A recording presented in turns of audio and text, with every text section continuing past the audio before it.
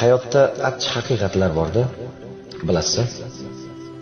Negadir doim ko'nglimiz og'ritgan insondan emas, aksincha ko'nglimizga qaraydigan insonlardan alamimizni olamizda. Biz sevgan insonlarga ozor beramiz, lekin sevmagan insonlarga payondoz bo'lamiz. Nega? Yaxshi ko'rgan yaqinlarimizga, kasal birodarlarimizga vaqtimiz yo'q, lekin 7 yot begona insonlar bilan oshga har doim vaqt topamiz. Oilasi nochorroq singlimizga har xil bahonalar bilan yordam bermaslikka harakat qilamiz, lekin xalqni ko'ziga qozon-qozon oshlar qilib ziyofat beramiz.